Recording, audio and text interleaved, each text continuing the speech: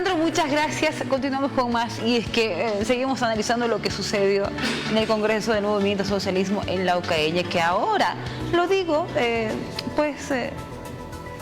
lo que más se puede observar o lo que más se puede cuestionar de esto es la legalidad con este paro constitucional que presentaron las Bartolinas Cisas.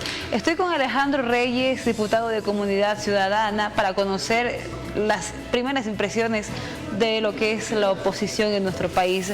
Diputado, qué gusto saludarlo, bienvenido a Televisión Universitaria y claro, vamos a hablar de este tema que hace agenda en el área política. Buenos días, diputado, y gracias por aceptar la entrevista.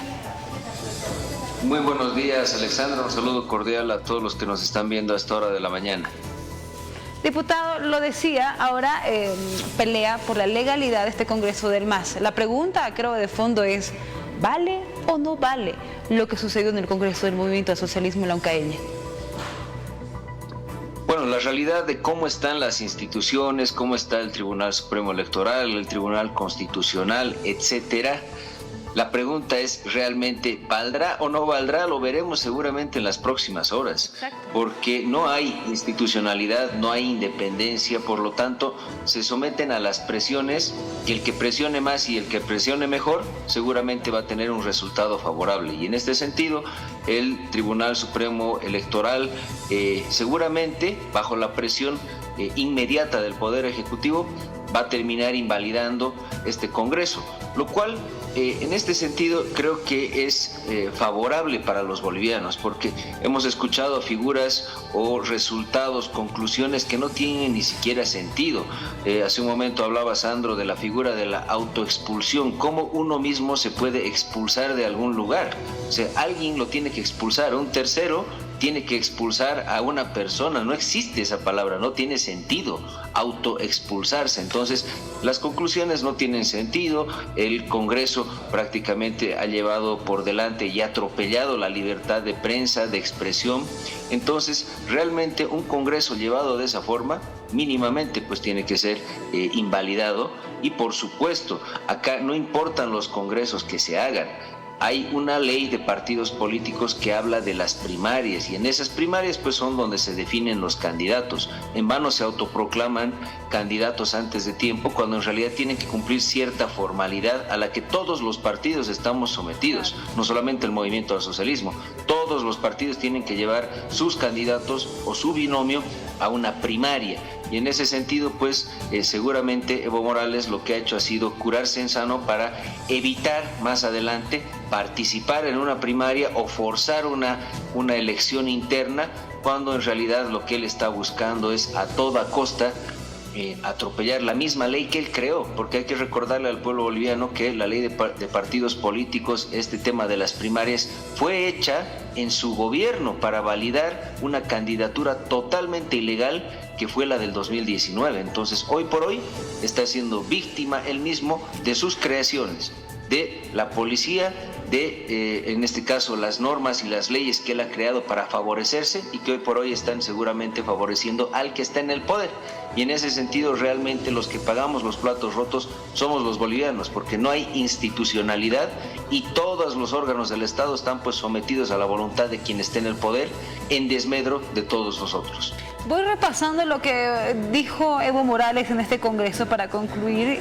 Uno de ellos, comparar, o más bien poner en una situación peor, el gobierno de Luis Arce Catacora ante el gobierno de Yanine Áñez, poniendo, le decía, en un nivel mucho más bajo, incluso señalando al gobierno de Luis Arce Catacora como un gobierno de transición, cuando claro, evidentemente lo que se vio simplemente fue el resultado de las urnas, un hecho de democracia. ¿Qué criterio le merece este hecho de comparaciones? ¿Qué quiere Evo Morales al decidir a comparar el gobierno de Luis Arce con Yanine Áñez? En realidad, Alexandra, la figura de gobierno de transición, nosotros desde oposición lo dijimos desde el primer momento, antes de que el propio movimiento al socialismo esté dividido. ¿Y por qué en teoría era un gobierno de transición? Porque habíamos dejado de lado el gobierno de Yanine Áñez, habíamos dejado de lado al caudillo en el poder, por lo tanto, Luis Arce Catacora tenía la oportunidad de cambiar las formas de gobierno hacer las correcciones correspondientes y reencaminar el país. Por lo tanto, se iba a transitar hacia otro estadio, de un estadio autoritario, que era el de Evo Morales y su gobierno, a un estadio que pudo haber sido más democrático. Se pudo haber realizado una reforma judicial, se pudo haber mejorado la economía, pero lastimosamente nada de eso fue. Nada de eso se llevó adelante, por lo tanto la transición a un mejor estadio democrático del país nunca existió, y hoy por hoy lo que estamos viendo es la profundización del modelo autoritario que inició Evo Morales, solamente que con otro caudillo. Y en ese sentido las crisis judicial, política, económica están aumentando y se están agrandando, y por lo tanto este gobierno de transición, en el sentido de que tenemos que cambiar de modelo de país a otro modelo de país, a otra forma de gobierno, pues todavía está vigente. Ahora, el movimiento al socialismo lo toma como gobierno de transición hasta devolverle el poder a Evo Morales. Todo lo contrario a lo que significa una transición.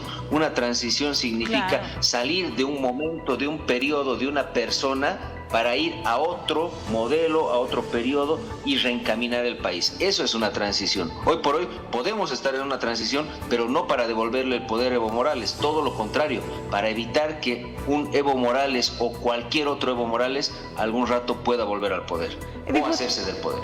Diputado, y considerando todos estos escenarios, ¿cómo mira la oposición esta crisis? No sé si es una crisis que evidentemente existe, o es una crisis tal vez con diferentes estrategias políticas con miras a las elecciones 2025. Pero ustedes, ¿cómo analizan esta situación? ¿Debilita esto al movimiento socialismo para las elecciones 2025, diputado? El movimiento al socialismo está totalmente debilitado. Primero, por la pugna interna que devela la miseria más grande dentro de la política. Y segundo, porque ellos ya no tienen una nueva oferta o algo que ofrecerle al país más que la prolongación de la crisis. No están ofreciendo soluciones a los problemas de la gente, no están haciendo gestión. Ni Evo Morales ni Luis Arce Catacora están pudiendo solucionar lo que ellos mismos han creado.